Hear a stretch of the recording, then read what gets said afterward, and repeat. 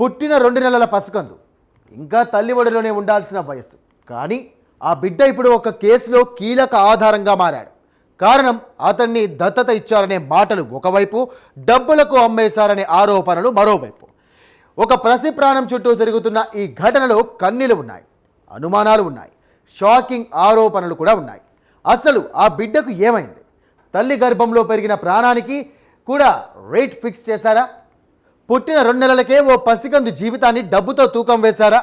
బొమ్మలు కొనిపెట్టాల్సిన వయసులోనే ఆ బిడ్డే బేరసారాల వస్తువుగా మారాడా? మెదక్ జిల్లాలో కలకలం రేపుతున్నటువంటి ఈ ఘటన వెనుక నిజమేంటి?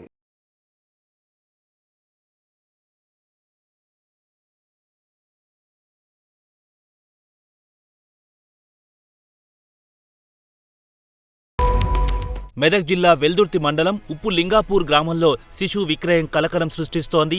పుట్టి 2 నెలలు కూడా కాకముందే ఓ మగ శిశువు తల్లి ఒడికి దూరమయ్యాడు. తల్లి ప్రేమ కోసం ఏడవాల్సిన వయస్సులో అతని భవిష్యత్ ఇప్పుడు విచారణల మధ్య చిక్కుకుంది.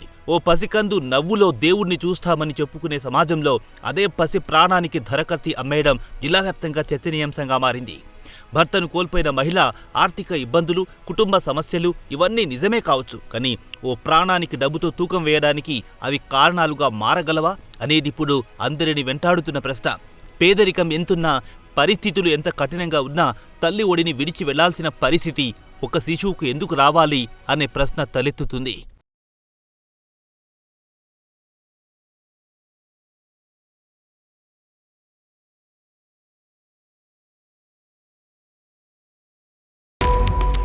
గ్రామంలో మొదలైన గుసగుసలు కొద్దిసేపటికే పెద్ద చర్చగా మారాయి. పుట్టిన బిడ్డను ఎవరికూ అప్పగించారని, దానికి ప్రతిగా డబ్బులు తీసుకున్నారని ఆరోపణలు వినిపించాయి. ఈ సమాచారం అధికారుల చెవిన పడ్డంతో వెంటనే రంగంలోకి దిగారు. శిశు సంక్షేమ శాఖ, పోలీస్ శాఖ అధికారులు గ్రామానికి చేరుకుని విచారణ ప్రారంభించారు. ఒకవేళ ఈ ఆరోపణలు నిజమైతే అది కేవలం చట్ట ఉల్లంఘన మాత్రమే కాదు, మానవత్వాన్ని అవమానించిన ఘటనగా మిగిలిపోతుంది. పసి ప్రాణాలకు ధరకట్టే సంస్కృతి ఎంత ప్రమాదకరమో గతంలో అనేక ఘటనలు చూపించాయి.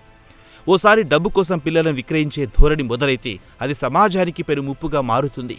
పుట్టిన ప్రతి శిశువుకు జీవించే హక్కుంది, ప్రేమతో పెరిగే హక్కు ఉంది.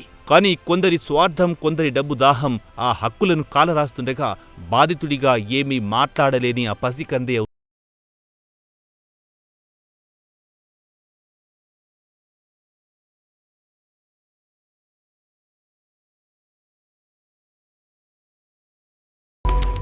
ఈ కేసులో తల్లి మాత్రం తనకు బిడ్డను పెంచే స్తోమత లేక దత్తత ఇచ్చినట్టు చెబుతోంది. కానీ అదే సమయంలో డబ్బుల లావాదేవీలు జరగాయనే ఆరోపణలు కూడా వినిపిస్తున్నాయి. ఇక్కడే అసలు ప్రశ్న మొదలవుతోంది. నిజంగా దత్తత జరిగిందా, లేక దత్తత ముసుగులో విక్రయం జరిగిందా?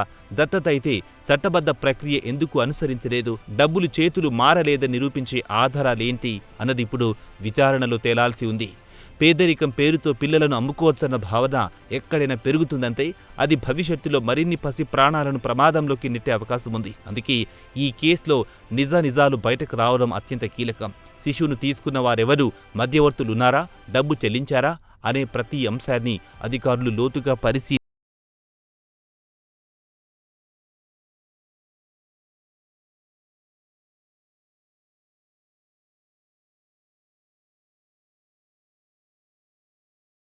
ఇక ఈ ఘటనలో అత్యంత బాధాకరమైన విషయమేమిటంటే తన భవిష్యత్తు గురించి ఏమాత్రం తెలియని ఓ పసికంది ఇప్పుడు పెద్దల నిర్ణయాల బారిన పడ్డాం. అతడు ఎవరి చేతిలో ఉన్నాడో తెలియదు, తన అసలు కుటుంబం నుంచి ఎందుకు దూరమయ్యాడో తెలియదు. కానీ అతని జీవితంపై తీసుకున్న నిర్ణయాలు మాత్రం ఇప్పుడు సమాజం ముందుకొచ్చాయి. ప్రస్తుతం అధికారులు పూర్తిస్థాయి విచారణ కొనసాగిస్తున్నారు. నిజం ఏదైనా కావచ్చు, కానీ ఒక విషయం మాత్రం స్పష్టం. పుట్టిన 2 నెలలకే ఓ పసి ప్రాణం చుట్టూ ఇన్ని అనుమానాలు, ఇన్ని ఆరోపణలు రావడం సమాజానికి మంచి సంకేతం కాదు. ఈ కేసులో అసలు నిజాలు వెలుగులోకి రావాలి. తప్పు చేసిన వారు ఎవరైనా చట్టం ముందు నిలబడాలి. ఎందుకంటే పసి ప్రాణాలకు ధరకట్టే హక్కు ఈ ప్రపంచంలో ఎవరికీ లేదు.